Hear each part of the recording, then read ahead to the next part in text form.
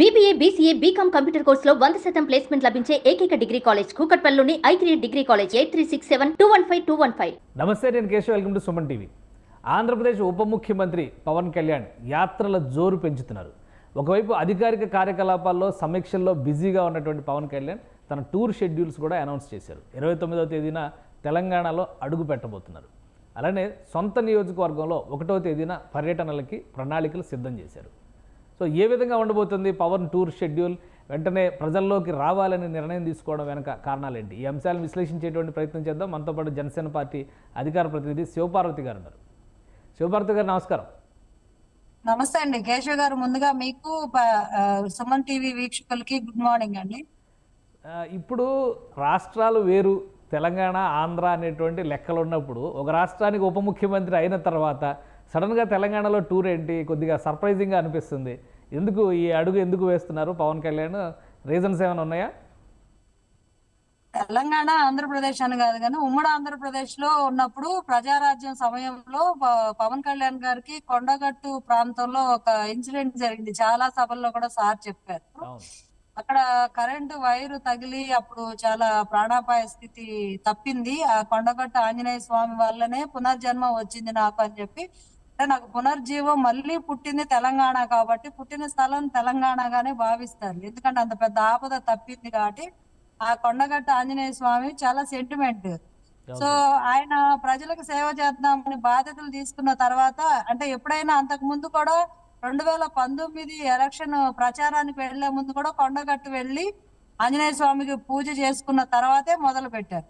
2024 ఎన్నికల ప్రచారం, వారాహి ప్రచారం కూడా వారాహి యాత్ర ప్రారంభానికి ముందు వారాహి వెక్కిలికి కొండగట్టు ఆంజనేయ స్వామి దగ్గర తీసుకొని వెళ్లి పూజ చేసుకొని ఆ తర్వాత ఆంధ్రాలో ప్రచారం మొదలు పెట్టారు.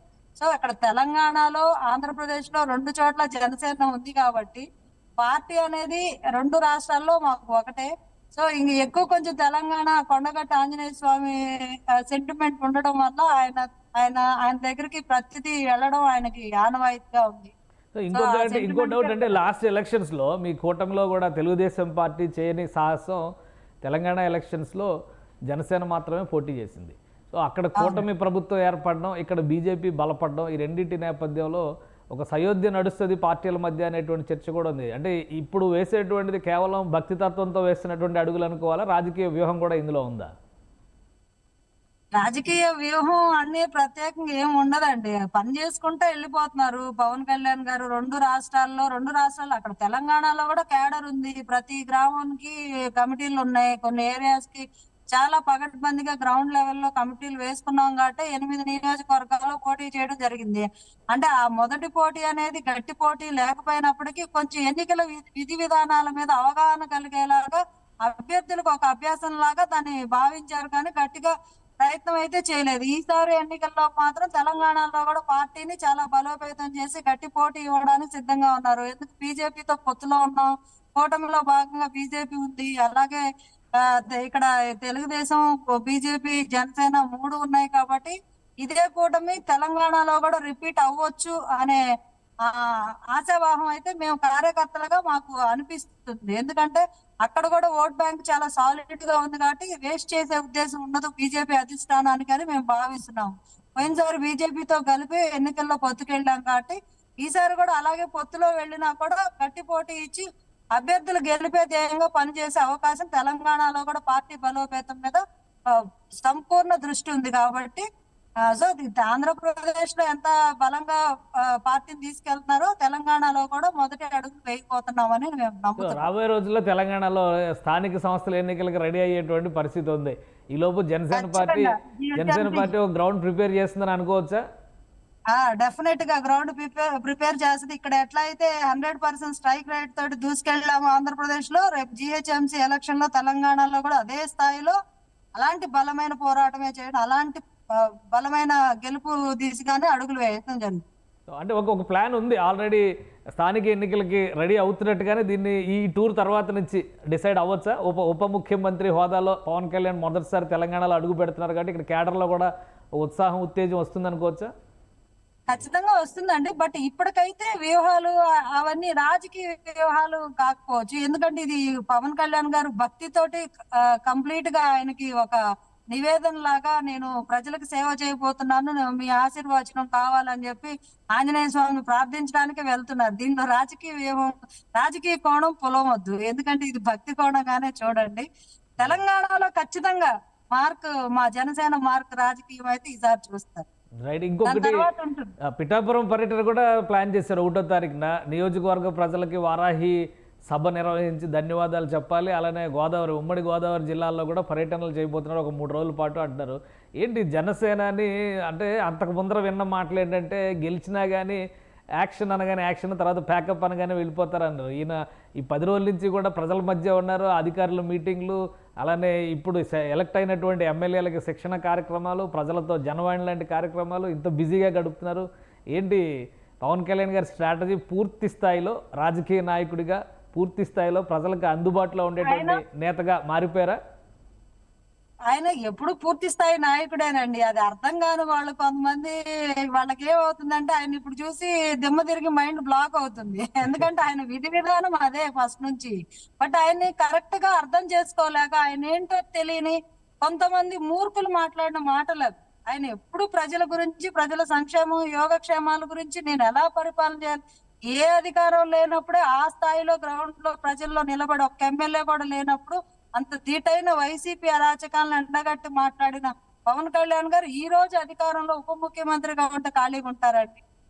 అసలు ఒక్క క్షణాన్న వేస్ట్ చేస్తారా? అది అసలు ఆలోచన మనం ఆలోచించడానికి కూడా మనకి అవ్వదు. ఆయన ఒక్క నిమిషం కూడా వేస్ట్ చేయరు. ఈ కంప్లీట్ గా ఆయన టయాన్ని ప్రజా పాలనకి కరెక్ట్ గా పాలసీ మేకింగ్ అని ఇప్పటికే ఆల్రెడీ QR కోడ్ రిలీజ్ చేశారు. ఆయన ఏవైతే శాఖలు తీసుకున్నారో, పంచాయతీరాజ్ శాఖ కానీ, నీటి తాగునీటి, అదే గ్రామీణ నీటి సరఫరా శాఖ కానీ, అడవి శాఖ గురించి కానీ, అన్నిటి గురించి, ఆ శాఖల గురించి ఉన్న సమస్యల్ని, మా ప్రజల యొక్క అభిప్రాయాల్ని, పరిష్కార మార్గాలను కూడా సూచించండి. నేను ప్రతిదీ మీది తీసుకుంటాను. ఎక్కడ సమస్య ఉందంటే నేను పని చేయడమే ధ్యేయంగా ఉన్నాను, నాకు చెప్పండి సమస్యలని అడుగుతున్నారు. అలాంటి నాయకుడు ఆయన పనిలో ఆయన దూసుకుపోతున్నారు. విపక్షం చేసినటువంటి ఆరోపణ సంగతి ఏమంటారు? ఉద్దేశపూరితంగా ప్రధాన ప్రతిపక్ష హోదా కూడా ఇవ్వకుండా తొక్కేస్తున్నారు అంటున్నారు వైసీపీ నేతలు. ఏంటి సమాధానం ఏం చెప్తారు జగన్మోహన్ రెడ్డి గారు రాసినటువంటి లేఖ గురించి? మీరే కదా ఆరోపణలు అన్నారు. వాళ్ళని ఎవరు ఒకళ్ళని తొక్కే ఎక్కర్లే, వాళ్ళే తొక్కుకున్నారు. ప్రత్యేకంగా ఒకళ్ళు తొక్కేసేదేముంది? ఇప్పుడు వాళ్ళు ప్రతిపక్ష హోదా ఉంటేనే అసెంబ్లీకి వస్తారా? హోదా దాదాపు 10% ఓట్స్ తెచ్చుకోవాలి. అది ఏ రాజ్యాంగంలో లేదని వీళ్ళు అంటున్నారు. మరి ఏ రాజ్యాంగంలో లేదని చెప్పి పోయినసారి గత ఎన్నికల్లో టీడీపీని కూడా మీరు ఏదో 23 వచ్చినాయి, మీరు ప్రధాన ప్రతిపక్షం కూడా కాదన్నట్టు అవహేళనగా మాట్లాడారు కదా. వాళ్ళు మాట్లాడినయే కదా అవన్నీ. సో ఇప్పుడు ఆటోమేటిక్ గా వాళ్ళు ముందు మార్గం చూపట్టే అందరూ అదే బాటలో నడుస్తారు. కానీ ముందుగానే పవన్ కళ్యాణ్ గారు ఏం చెప్పారంటే, ఇలాంటి అసెంబ్లీ స్పీచ్ చూసినట్టయితే మీకు కూడా అర్థమయ్యేది, మేధావులను కూడా ఆలోచింప చేసేలాగా పవన్ కళ్యాణ్ గారు మొదటి స్పీచ్ ఇచ్చారు. మనము ఈ సమయాన్ని, అసెంబ్లీ సమయాన్ని, ఈ గౌరవ సభలో గౌరవప్రదమైన ఈ కాలాన్ని, విలువైన ఈ కాలాన్ని ప్రజాక్షేమం కోసం, ఆంధ్ర రాష్ట్ర అభివృద్ధి కోసం కేటాయిద్దాము. అంతేగాని వ్యక్తిగత దూషణలకి, వ్యక్తిగత ఆరోపణలకి, వ్యక్తిగత వ్యాఖ్యలకి దీన్ని పెట్టకండి. ఇది చాలా విలువైన సమయము. ఈ సమయం మన రాష్ట్ర భవిష్యత్తు కోసం ఉపయోగించాలి ప్రతి ఒక్కళ్ళు అని చెప్పి పిలుపునిచ్చారు. అంతకన్నా ఎవరు చెప్తారు? ఇప్పుడు ఆయన ఆలోచన ధోరణి ఏంటి, ఆయన విధానం ఏంటి అనేది చాలా క్లియర్ గా ఉంది. వ్యక్తిగతంగా ఆరోపణలు వాళ్ళ మీద కాన్సన్ట్రేట్ చేయమండి. ఎందుకు అసలు వైసీపీ మీద కాన్సన్ట్రేట్ చేయాలి? ఏముందని చేయాలి? ప్రజాస్వామ్యం బాగుండాలంటే ప్రతిపక్ష వాణి వినిపించాలి అంటున్నారు జగన్మోహన్ రెడ్డి గారు. వినిపించమనండి, ఎవరు వద్దన్నారు ఆయన్ని? ఆయన పారిపోయి అసెంబ్లీ రాకుండా మా ధోరణి వినిపించాలని ఇప్పుడు ఆయన వినిపించమనే మేము అంటున్నాము. ఆయన 5 నిమిషాలు ప్రమాణ స్వీకారం చేసి పట్టుమని 10 నిమిషాలు కూడా సభలో కూర్చోలేక వెళ్ళిపోయాడు. ఆయన ప్రజల పక్షాన్ని పోరాడుతాడు. అధికారం ఉన్నప్పుడు ప్రజలను నిర్లక్ష్యం చేసి విధ్వంసం చేశాడు. ఇప్పుడు ఆయన చేసిన విధ్వంసం గురించి తవ్వడానికే టైం సరిపోవట్లేదు. ఇంక మళ్ళీ ఆయన గురించి ప్రత్యేకంగా ఫోకస్ పెట్టడానికి ఏముంది? అక్కడ క్రికెట్ టీమే కదా. ఆ క్రికెట్ టీం నేను తీసుకొని వచ్చానో ఏదో మాట్లాడాలి కదా. అబ్బాదబ్బా జబ్బా అని వాళ్ళు కూడా ఏం లేదు, 3 అటెండ్ అయ్యారు. అది కూడా ప్రమాణ స్వీకారానికి కూడా. ఇలాంటి వ్యక్తుల గురించి అంత ఫోకస్ చేసే అవసరం ఏముంది? YSRCP party completely closed. ఇంకా దాని గురించి ఆలోచన చేయడం అనేది అనవసరం. రైట్. ఇంకోటి కొండగట్టు యాత్ర తర్వాత పిఠాపురం యాత్ర అన్నారు. పవన్ కళ్యాణ్ గారి ఎలక్షన్స్ అయిన తర్వాత అంటే రిజల్ట్స్ వచ్చిన తర్వాత ఒక స్టేట్మెంట్ ఇచ్చారు, ప్రతి ఒక్కరిని కలుస్తాను, ప్రతి నియోజకవర్గం వస్తానని చెప్పారు. ఇక రాష్ట్ర వ్యాప్త పర్యటనలు మొదలైనట్టేనా? పిఠాపురం యాత్ర తర్వాత ఉమ్మడి గోదావరి జిల్లాలో 3 రోజులు బస అంటున్నారు. మొత్తంగా రాష్ట్ర వ్యాప్తంగా పవన్ కళ్యాణ్ పర్యటనలు మొదలవుతున్నట్టేనా? అవుతున్నట్టేనండి. ఎందుకంటే ఇంటర్నల్ గా మేము కలిసినప్పుడు కూడా జిల్లాల వారి సమీక్షలు ఉంటాయి అని చెప్పారు. జిల్లాల వారి సమీక్షలు, నియోజకవర్గ వారి సమీక్షలు, అలాగే ధన్యవాదాలు ప్రజలకి చెప్పేది, థ్యాంక్స్ గివింగ్ సభలు ఉంటాయి, చాలా ఉంటాయండి. ఇప్పుడు ఇంకా స్పీడప్ చేస్తారు. సో ఫుల్ ఫ్లెడ్జ్డ్ యాక్టివిటీ ఉంటుంది. జనసేన పార్టీ నుంచి ప్రతి నియోజకవర్గంలో పర్యటనలు ఉండే అవకాశం ఉంది పవన్ కళ్యాణ్ గారిది. పవన్ కళ్యాణ్ గారు కాకపోయినా గెలిచిన ఎమ్మెల్యేలైనా నియోజకవర్గ సమస్యల గురించి అప్డేటెడ్ గా పార్టీకి అందజేయాల్సిన నివేదిక అందజేయాల్సిన అవసరం ఉంది. అలాగే సమీక్షలు ఉంటాయి, జిల్లాల వారి సమీక్షలు ఉంటాయి. ఇక మీదట పార్టీ బలోపేతం మీద, లేకపోతే ఇప్పుడు గత ఎన్నికల్లో పార్టీ పర్ఫామ్ చేసిన విధి విధానం మీద అప్రిషియేషన్ కానీ ఇట్లాంటివన్నీ డిస్కస్ చేయడం జరుగుతుంది. ఆ తర్వాత ఫర్దర్ యాక్షన్ ఏంటి కూడా అందరికి దిశానిర్దేశం చేసే సభలు కొన్ని నిర్వహించడం జరుగుతుంది. ప్రజా అవసరాలు ఇప్పుడు ఏవైతే శాఖలు మంత్రులు జనసేన నుంచి మంత్రులుగా ఉన్నారో 3 ఆ శాఖలకు సంబంధించి ప్రజలతోటి మమేకమయ్యి ప్రతి గ్రామంలో సమస్యలు తెలుసుకోవడం, తాగునీటి ఏదైతే ఆయన అందరికి ప్రతి ఇంటికి కుళాయి నీళ్లు అంటే ప్యూరిఫైర్ వాటర్ ప్రతి ఇంటికి చేరాలి అనే దాని మీద ప్రణాళిక ఏ రకంగా చేయాలని అధికారులతోటి అవి ఎక్కువగా ఉంటాయండి. సో అదే జల్ జీవన్ మిషన్ అని చెప్పిన కేంద్ర ప్రభుత్వం ఒకటి తీసుకొచ్చి ఈసారి పెద్ద ఎత్తున ఏపీలో ఇంప్లిమెంట్ చేస్తారంటున్నారు. కేంద్ర ప్రభుత్వంతో ఎలా సయోధ్యం ఉండొచ్చు పవన్ కళ్యాణ్ గారి శాఖలకు సంబంధించి కానీ రాష్ట్రానికి సంబంధించి కానీ? రాష్ట్రానికి సంబంధించి శాఖలకు సంబంధించి 100% సహయోధ్య ఉంటుంది. రావాల్సిన నిధులు తీసుకురావడం జరుగుతుంది. చేయించుకోవాల్సిన పనులన్నీ గత ప్రభుత్వం ఏవైతే విఫలమైందో అవి మాత్రం జరగవు.